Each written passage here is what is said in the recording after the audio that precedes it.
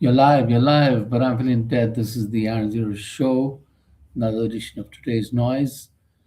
Delhi weather is getting hotter, it's 34 degrees, and I'm feeling hot, so it's time to trot or maybe rock and roll.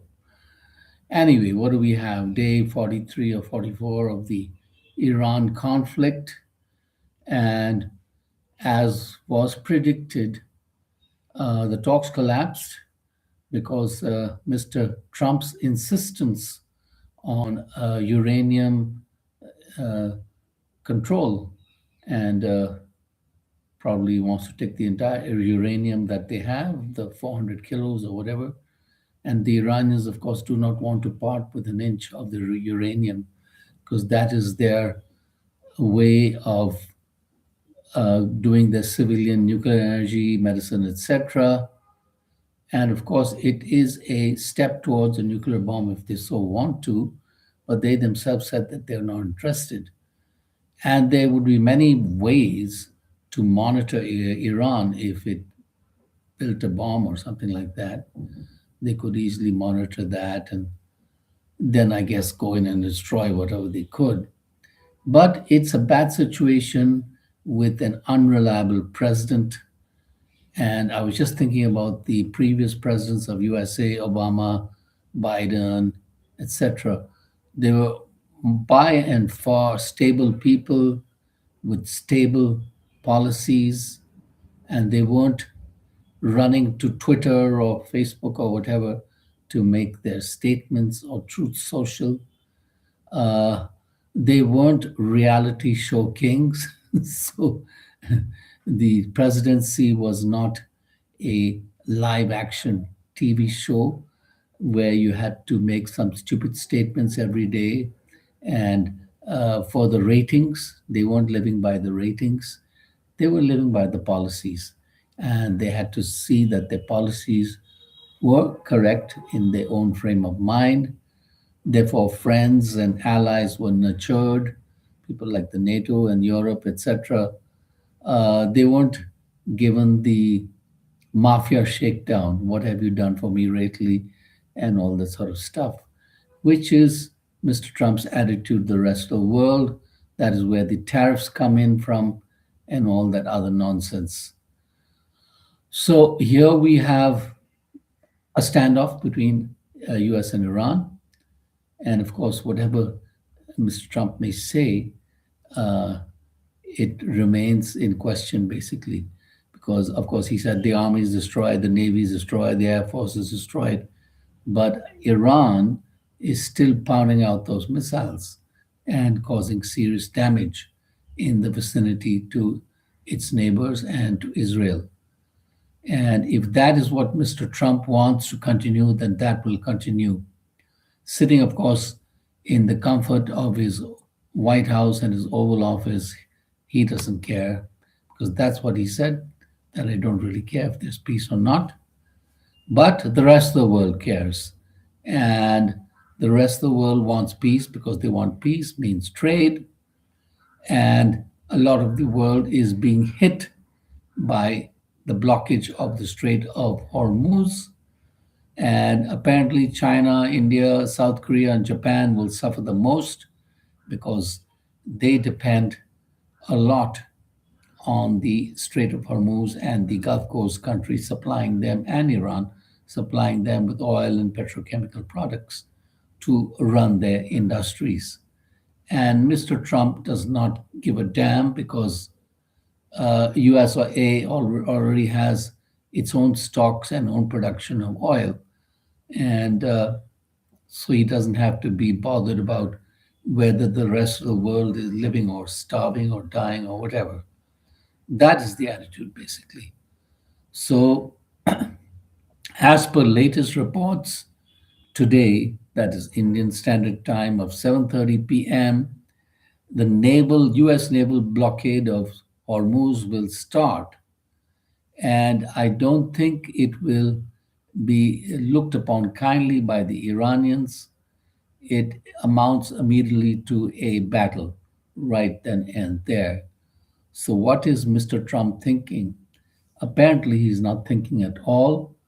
and his military chiefs have given him the wrong advice if they are thinking like him, of course.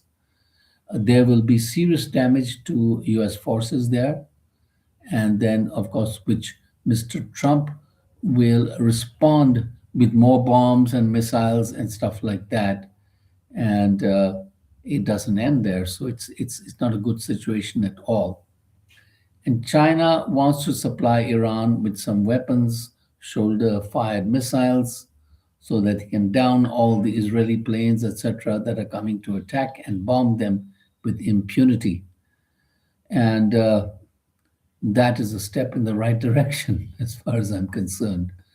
Because when you start an unprovoked war upon a country and you try to change the leadership and all that sort of stuff, it leaves a bad taste in the mouth, to say the least. If Mr. Ali Khamenei was such a horrible person, etc., it was for the people of Iran to stand up and get rid of him, which they probably would have down the road. I mean, after all, if the people rise up, it's very difficult to stop them. How many are you going to kill? There are more and more coming. So that is where we stand just now. A situation made totally more ridiculous by the ridiculousness of Mr. Trump. It's actually time for him to be gone. And I just hope they'll vote him out. They have the impeachment or whatever. But the whole US government system and justice system is so screwed up. So I don't think the founders of USA planned for all of this stuff, because in 1776 they didn't have nuclear bombs, etc. They weren't bombing Japan and all that sort of stuff. They were just looking for their freedom. And that's what was the main idea on which the USA was founded. So it was a beacon of freedom, basically. That's what it was. In the beginning, of course, it was a beacon of freedom for white people. And then later on, now in the 60s, 70s, they relaxed it. And so blacks and browns can come and live in the USA. And of course, if you're highly qualified, all the better, IT man and all that sort of stuff. So that is where we are now. A sad situation and a stupid situation, made more stupid by the dementia like personality of the so called free leader of the free world.